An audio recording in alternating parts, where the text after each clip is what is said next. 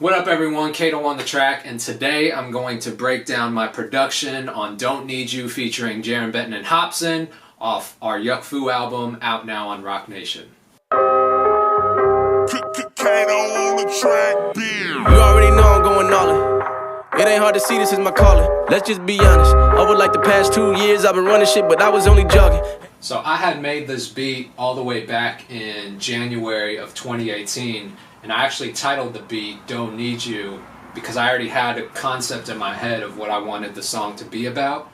And this was in the beginning stages of me and Jarren working on the album, so you know, I had a lot of ideas and I just wanted to get them out. So this was one of the first beats that I made for the project, and it really all started with this sample that I found on Splice.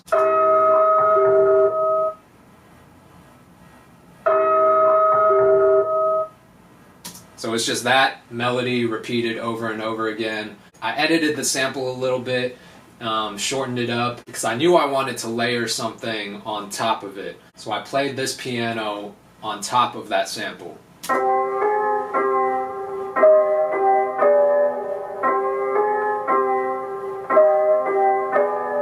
So just some really dark, kind of eerie, creepy sounding keys, layered it on top of that sample, and you get this.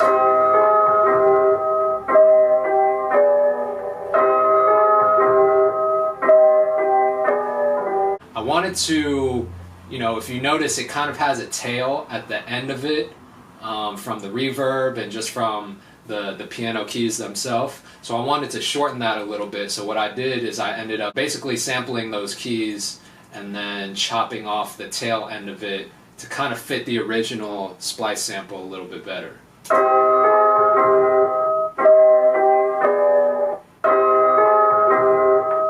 So it just sounds a little bit more choppy. I always had this percussion loop that I wanted to use in one of my beats, and I just could never find the right beat to put it in. And so when I made this beat, I was like, yes, this is the perfect beat to use this sample in. So I took this percussion loop,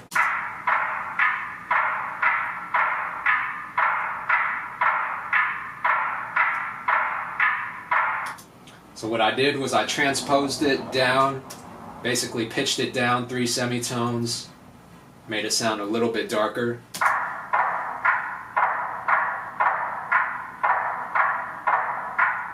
So with those 3 elements put together, you get this.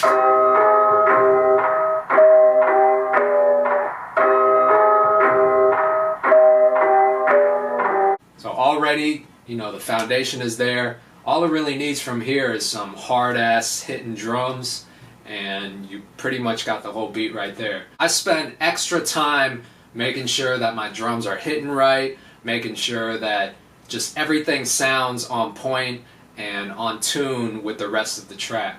Usually the first element I'll start with is a snare.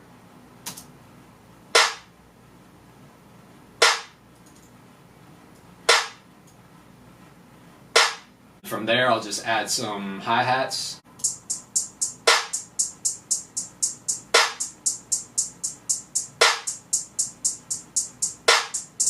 And then sometimes, just to give it some extra texture and some extra bounce, I'll add in another layer of hi-hats, usually with some rolls.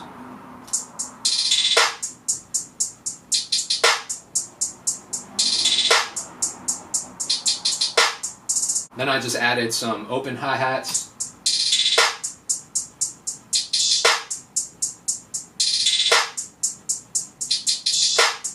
And then during different parts in the beat, I added another open hi-hat just on the one.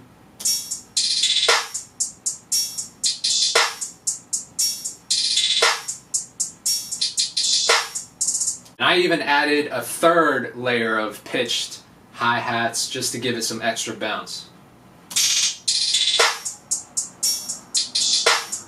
From there, I added the kick just to top it all off.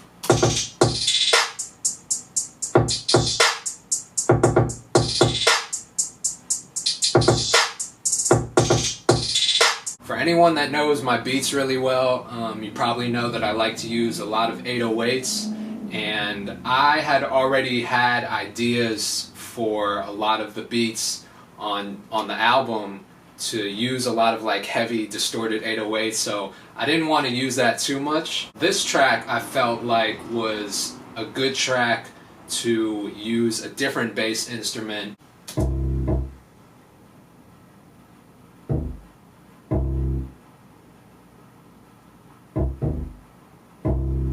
Now towards the very end of the beat, right before the last chorus, there's this little breakdown part. I wanted to add some orchestral elements, some strings, and really make it epic sounding right before the last chorus came in. So shout out to my homie Chris Cargill. He I sent the beat to him. He laid some additional instrumentation, some strings, some horns, and really gave it that epic feel that I wanted. So there was one part that I added myself, which were these strings.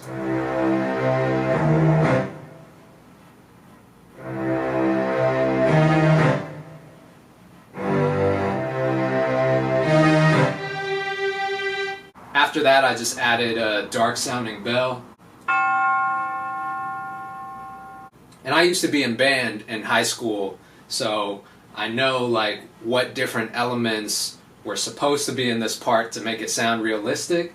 So I added a timpani. And the second part of this section is where Chris's part came in.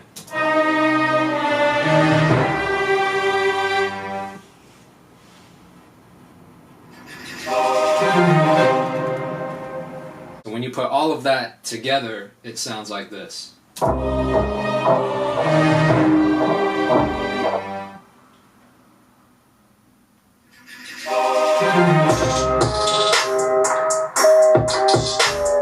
So once I had this beat made, I already had the concept in my head that I wanted the song to be titled Don't Need You.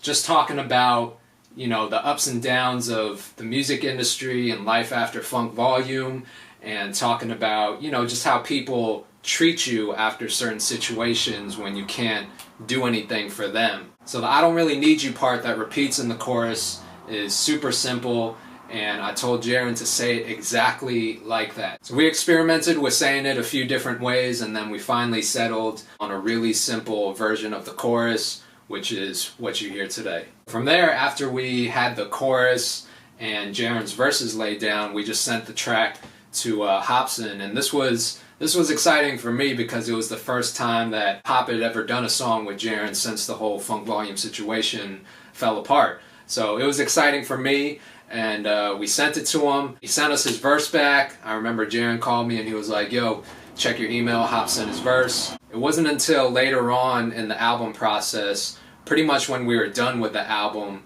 that we had decided we wanted to go with Don't Need You as a single and shoot a video for it. So that's when we flew out to LA, linked up with Hop, linked up with our man J Ray, who directed the video, and we shot the music video for Don't Need You. That was pretty much it. That's the whole song. Thank you to Rock Nation for believing in us and supporting the album and the video and all of our music. Big thank you to the fans. Hope you enjoyed this video. If you enjoyed it, give it a thumbs up, comment below, let me know what you want to see next. Yeah. It's funny how niggas act when you down and out. Hey, what the fuck were you, dog, when we were grinding out?